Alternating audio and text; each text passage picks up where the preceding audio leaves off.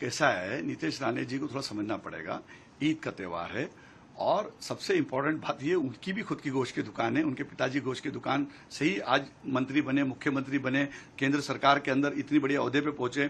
मैं दिल्ली जब गया था तो उनके पिताजी किस्से सुना रहे थे कि हाजी भाई, मैं सांगली, सातारा, कोल्हापुर की मंडी में जाया करता था और वहां से बकरे मेरे दुकान पे लाता था। मुझे पता है बकरे वालों की समस्या, बकरा का क्या माहौल है।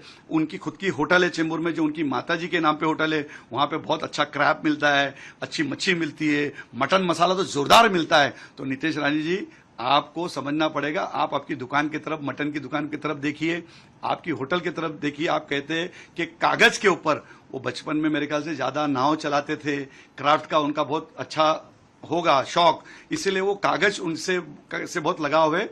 और अगर संडे के दिन अगर मटन अगर आप खाते होंगे तो आप जरूर मटन की जगह पे कागज खा के देखो, स्वाद कैसा आता है आपको समझेगा। लेकिन आपकी होटल के अंदर मैं जब जाता हूं, बड़ी लजीज तरीके से खाना मिलता है, अच्छा मटन मिलता है। आपकी होटल में जाएंगे तो आप कहो कि एक डिश कागज का भी बनाए, और जो कागज का डिश में क्या स्वाद होता है उसका लोगों को भी मजा आएगा। ये सारी चीज होना चाहिए। कुछ ऐसी सपने देख के बातें नहीं करना चाहिए।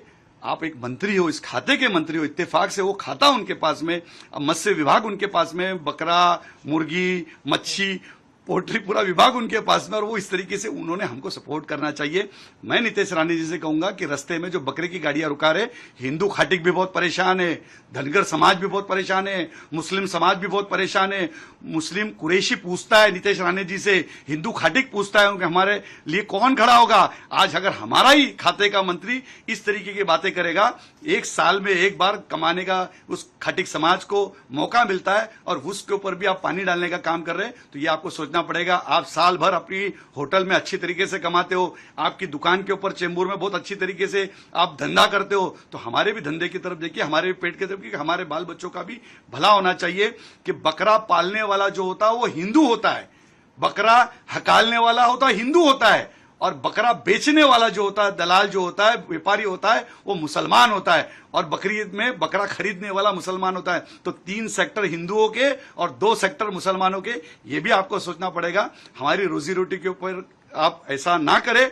कुरैश बिरादरी आपसे पूछती है और उम्मीद लगाती है कि हमारा मंत्री 100% जिसके घर में गोश्त की दुकान है, जो खुद हिंदू खाटिक है, हिंदू खाटिक अगर ऐसी बात करेगा तो बड़ी दुख की बात है। मैं उनसे कहूंगा कि आप शांति से कभी जाए, अपने पिताजी नारायण राणे जी से कुछ सलाह लीजिए। आपके पिताजी 100% कुरैश बिरादरी के बारे में और हिंदू खाटिक के बारे में आपको जो ज्ञान देंगे, उस ज्ञान लेकर इसके बाद आप इस तरीके की भयकी बातें करें। आप भयकी बात करना नहीं चाहिए। आप मंत्री बन गए, आमदार थे तब समझ में आता था, लेकिन आप दिन पे दिन उम्र होते जा रही है, आप बड़े हो रहे, बड़े ओहदे पे जा रहे, तो बड़े ओहदे पे जाने के बाद सबका ख्याल रखना चाहिए। सबका साथ, सबका विकास, सबका विश्वास आपको जीतना चाहिए। और मैं एडवांस में ईद की उनको मुबारकबाद पेश करूंगा। बकरा ईद बहुत बहुत मुबारक हो। और 100% हाजी अराफात शेख राजस्थान का अजमेर शरीफ का बकरा काट रहा है, घर में भी पकेगा। और उनको दावत देता हूं कि बकरे का स्वाद लेने के लिए हाजी अराफात शेख के घर में ईद में जरूर खाना खाने के लिए आइए। ये मैं उनको दावत देता हूं। हाजी अराफात कागज का बकरा नहीं, ओरिजिनल बकरा खिलाएगा इंशाअल्लाह।